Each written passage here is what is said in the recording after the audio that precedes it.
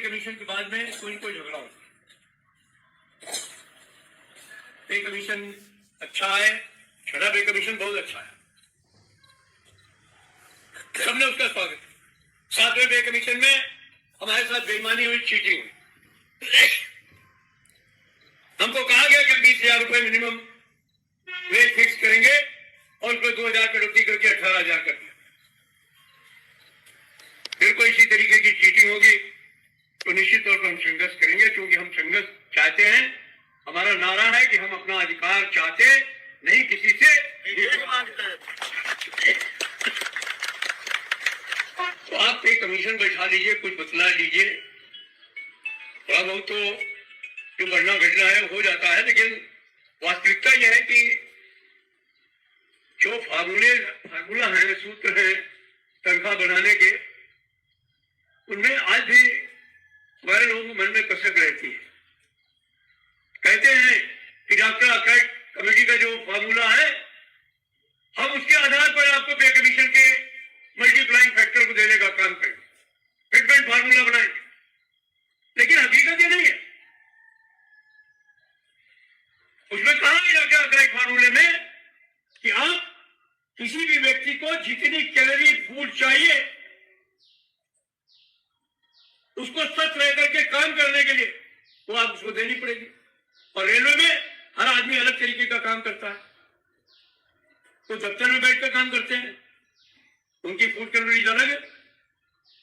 कुछ गाड़ियां चलाते हैं, उनकी फूड कैलोरीज अलग है। कुछ पटरियों की रखरखाव करते हैं, उनका फूड कंजम्पशन और उनकी रिक्वायरमेंट अलग है। है नहीं? तो हमें उसके हिसाब से आप जो है वो तनख्वाह का निर्धारण करें। गांधीधाम में मैंने सुना है कि जितना अंजार में और भुज में मकान का किराया, उससे 4 गुना ज्यादा किराया गांधीधाम में मकान को किराए पे लेने जाए तो लगता है। लगता ही नहीं लगता है। गांधीधाम में अगर आप एचआरए भुज और अंजार के हिसाब से लेंगे तो कैसे हिसाब चलेगा? जो पैसा जाएगा वो आपकी जेब से जाएगा ही नहीं जाएगा। ये आपकी जो रियल इनकम है, जो आपकी रियल वेतन है, वास्तविक तनख्वाह है, उसके अंदर उसकी कटौती होगी या नहीं होगी? इसका मतलब आपको जो वेतनमान मिलना चाहिए वो नहीं मिल रहा।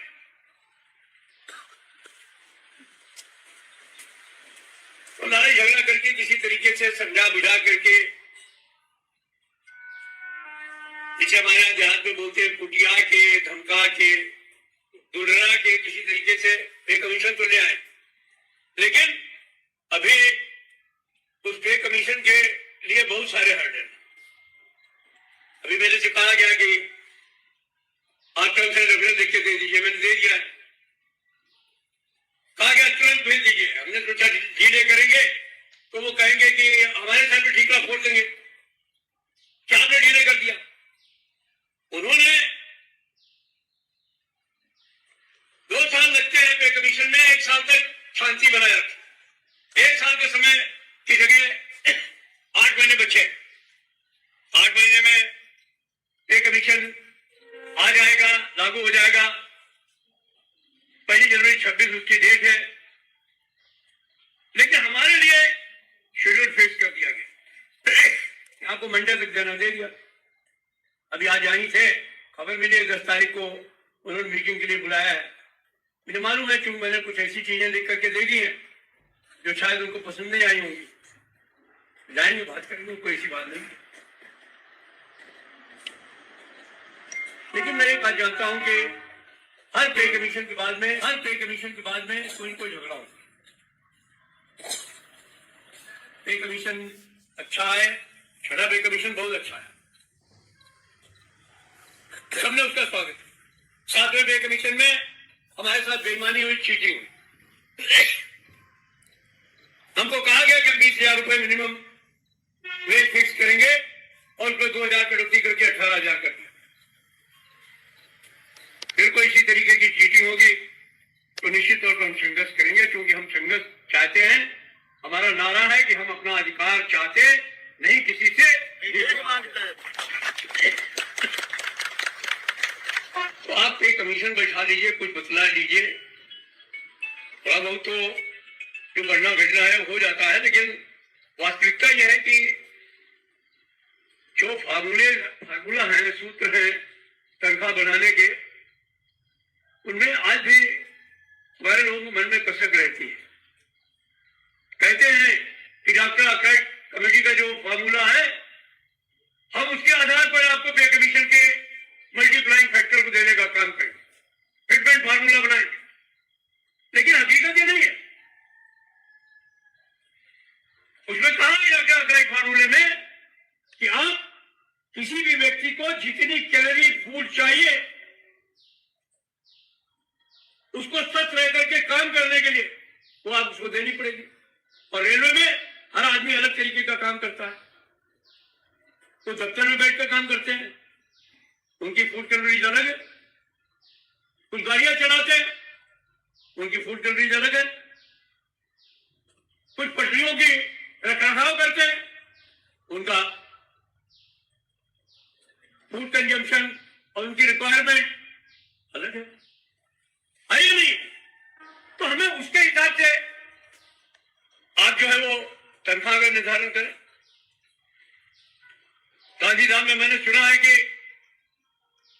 जितना अंजार में और भुज में मकान का किराया, उससे 4 गुना ज्यादा किराया गांधीधाम में मकान को किराए पे लेने जाने को लगता है।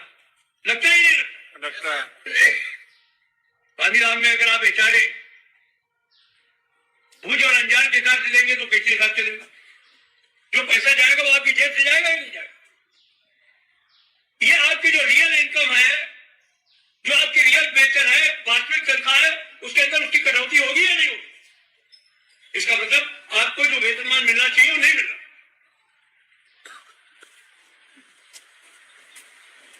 तो लड़ाई झगड़ा करके किसी तरीके से समझा बुझा करके, जिसे हमारे यहाँ देहात में बोलते हैं कुटिया के, धमका के, दुलरा के, किसी तरीके से पे कमीशन तो ले आए। लेकिन अभी उस पे कमीशन के लिए बहुत सारे हर्डल। अभी मेरे से कहा गया कि आप कल से रेफरेंस लिख के दे दीजिए, मैंने दे दिया है।